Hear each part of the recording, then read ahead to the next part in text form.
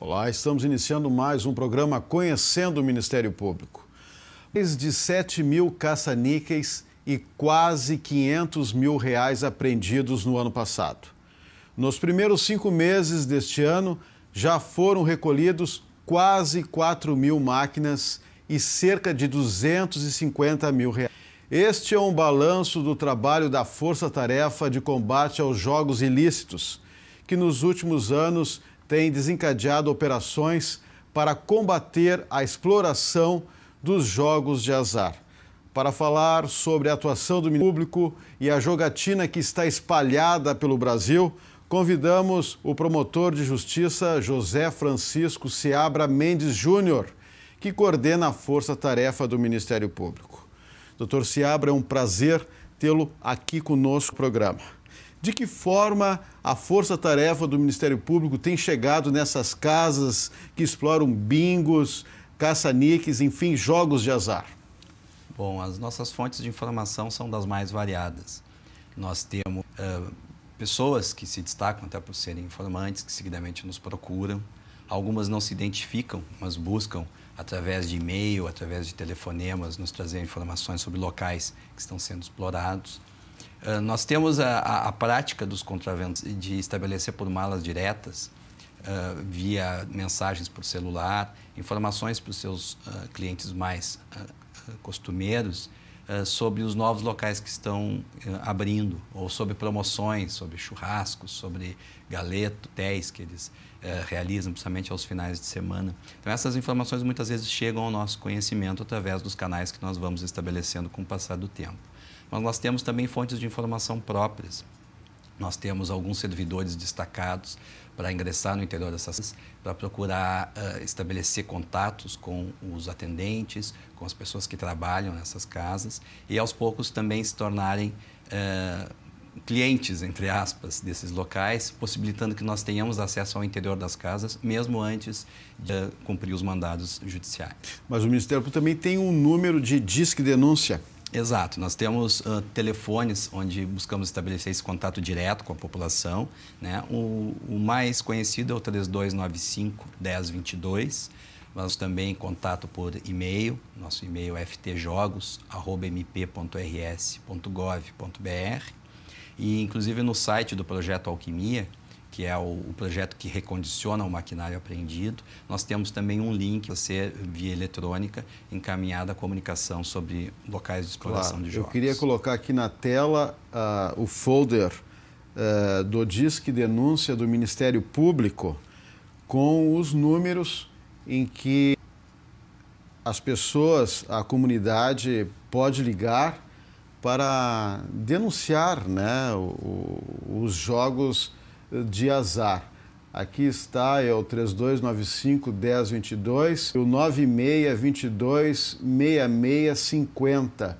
É fácil essa ligação? Sim, com certeza. Inclusive o celular, ele fica na posse da colega Sônia, que trabalha conosco na Força Tarefa, ela atende diretamente o telefone. E esse contato direto com a pessoa que nos traz a informação é muito importante, porque muitas vezes não basta o endereço, mas nós precisamos ter informações também sobre a rotina de funcionamento da casa. E como é preparada toda essa logística para uma operação? Bom, eu costumo, Marco, que as informações a respeito dos endereços, essas são as mais fáceis do nosso trabalho. A nossa grande dificuldade é justamente estabelecer essa logística que envolve uma operação de cumprimento de mandado. Na medida em que nós precisamos um local apropriado para depositar as máquinas que vão ser recolhidas, porque todas as nossas operações primam pelo recolhimento integral do maquinário apreendido. Nós não lacramos, não firmamos termo de depósito com o contraventor, nós apreendemos e levamos, de fato, todo o que é objeto do auto. Então, nós precisamos ter um depósito com espaço suficiente. Além disso, nós precisamos ter caminhões para carregar o maquinário e mão de obra para carregar essas máquinas, que muitas vezes são grandes e pesadas.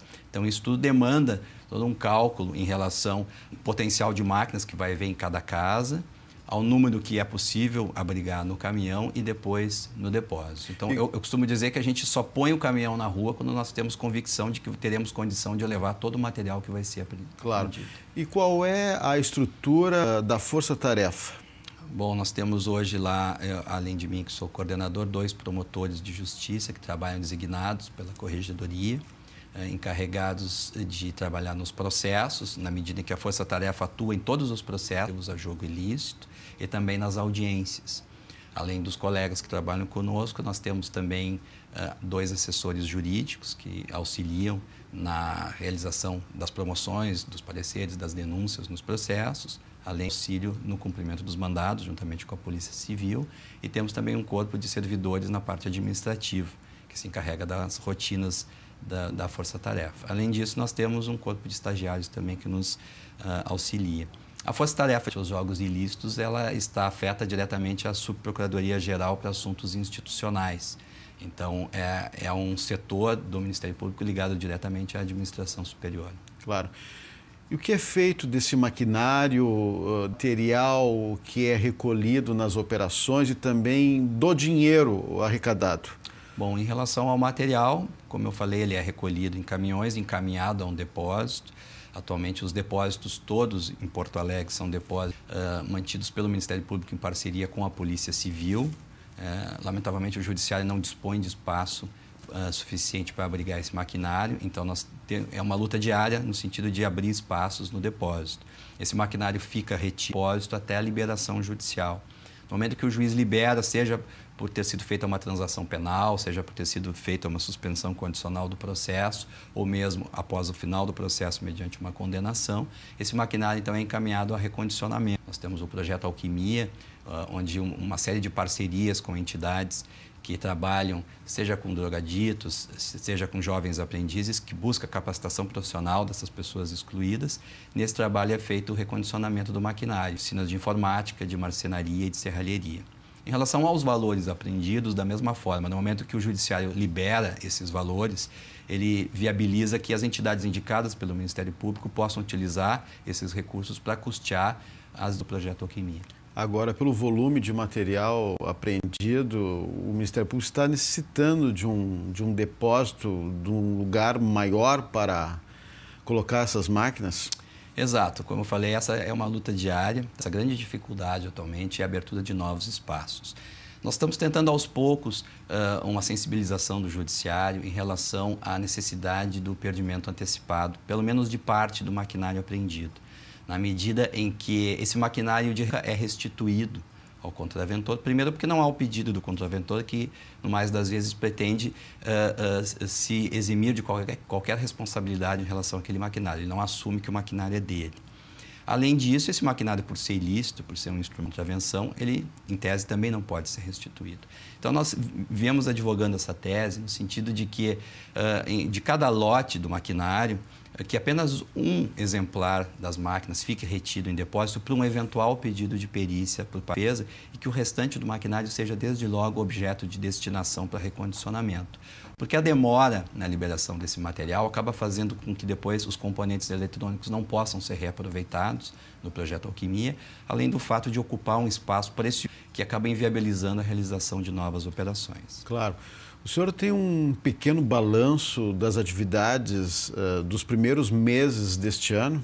Sim, nós temos, esse ano, em janeiro e fevereiro, nós, como já de praxe, desde o ano passado, realizamos a nossa participação no projeto Veraneio do Ministério Público. Estivemos no litoral, em apoio aos colegas que lá trabalham, com os promotores naturais, realizando o levantamento dos locais de exploração de jogo ilícito, assim como pedidos de mandado e os cumprimentos desses mandados. Nesse mesmo período, nós também realizamos apreensões aqui em Porto Alegre e, a partir de março, voltamos em tempo integral para Porto Alegre, mas também realizamos o suporte aos colegas, não só da região metropolitana, também no interior do estado. Então, até hoje, em meados do mês de maio, nós temos cerca de 3.800 máquinas apreendidas, envolvendo a Operação Veraneio e também as operações realizadas em Porto Alegre e na região metropolitana. Temos R$250 mil já apreendidos em operações que envolvem a repressão a caça-níqueis, a bingos e também a bancas de jogo do bicho. E a maioria dos lugares onde a força-tarefa, digamos assim, estoura, são locais de fachadas? Eu acredito assim que haja uma diferenciação entre bingos e caça-níqueis. O bingo, por natureza, ele exige que as pessoas tenham conhecimento do local, do ponto onde ele é explorado e não uma, duas ou meia dúzia de pessoas esteja lá para que possa se desenvolver a atividade. Então, nos bingos, quando nós entramos em geral, tem pelo menos 80 a 100 pessoas participando do jogo. Então, esses locais, dada essa peculiaridade, eles precisam ser conhecidos da população. Então, no mais das vezes, são locais onde se reitera a prática do bingo. Nós, inclusive, estamos estudando atualmente a possibilidade de ajuizar ações civis públicas no âmbito civil para a interdição desses locais, já que eles são conhecidos e a prática é reiterada. Tem casos de bingos que nós chegamos a fechar 3 vezes na mesma semana. Em relação às caça-níqueis, não. Como nas caça-níqueis a situação envolve, de fato, uma clandestinidade, a prática da utilização da fachada é bastante comum. Nós temos fachadas de floricultura, de lojas de roupa íntima para mulheres. Nós tivemos casos bastante peculiares, até como uma loja na zona norte de Porto Alegre que utilizava um provador de roupa, onde as pessoas entravam no provador, ali tinha uma porta que dava acesso aos fundos, onde tinha a exploração do jogo. Nós temos uma outra casa aqui nas proximidades do centro, onde havia a utilização de um guarda-roupa falso. A pessoa abria a porta do guarda-roupa e saía dentro do local de exploração. Então, os contraventores são bastante criativos nesse sentido, no sentido de buscar novas fachadas e ludibriar a ação das autoridades. E como fica a situação dos responsáveis pela jogatina e também desses clientes que são flagrados ali na hora pela força-tarefa? Eles assinam algum termo circunstanciado? Como é que fica a situação das pessoas? Bom, a lei que regulamenta ainda a repressão aos jogos ilícitos é a Lei das Contravenções Penais, além de legislações específicas em relação ao jogo do bicho. Mas, então, especificamente quanto a caça-níqueis, prevalece a Lei das Contravenções Penais, que estabelece uma pena de 3 meses a 1 ano de prisão simples ou multa. Então, em relação aos contraventores, eles assinam um termo circunstanciado. No momento do cumprimento do mandado judicial, nós apresentamos a eles um termo de compromisso que compareçam perante o juizado especial no momento em que forem intimados, onde lá vai ser proposta a transação penal, se for cabível, ou onde vai ser oferecida a denúncia com a proposta de suspensão condicional do processo. Já em relação aos jogadores, prevalece no entendimento de que os jogadores são, no final das contas, a grande vítima desse sistema que explora os jogos ilícitos. Na medida, então, que se entende que a conduta deles carece de tipicidade material, por não haver uma lesividade social, eles são muito mais vítimas do que propriamente partícipes de um convencional. Embora a lei até preveja a possibilidade de punição com multa dos jogadores, nós fazemos a identificação dos jogadores no ato do cumprimento do mandado, mas eles depois não são responsabilizados. Claro. E por que as pessoas, doutor Seabra, continuam desafiando a lei e instalando essas máquinas caça-níqueis? A minha convicção é de que, pelo fato de que a lei é excessivamente branda, as penas são muito baixas, os prazos prescricionais são muito curtos e eles contam ainda a possibilidade de uma eventual absolvição com a possibilidade de prescrição do exercício do direito de punir do Estado. E, além disso, os riscos são baixos na medida em que, devido ao grande número de estabelecimentos que são abertos, não só em Porto Alegre, como em todo o Estado, há sempre a possibilidade de eles ficarem alguns dias ou até semanas funcionando até que sejam flagrados. Nesse período, eles com certeza já estarão pagando todos os investimentos na exploração do jogo e até eu costumo dizer que eles chegam a montar uma caixinha para depois custear despesas com processo e até eventuais multas que vão ser pagas. Então, todo o nosso trabalho é no sentido de agilizar a repressão para evitar que eles possam ter muito tempo de exploração em um determinado local e possam, com isso, ter lucros altos. Mas, com certeza, é uma atividade essencialmente rentável por natureza, né? Os custos de implantação são cada vez mais baixos, os materiais utilizados são cada vez de menor complexidade, as máquinas são muito simples, são montadas em qualquer fundo de quintal. O salário que eles pagam aos atendentes é baixo, eles não recolhem qualquer tipo de imposto ou contribuição. Os custos de implantação de um local de caça-níquel são bastante baixos e os lucros são altos. E por que as pessoas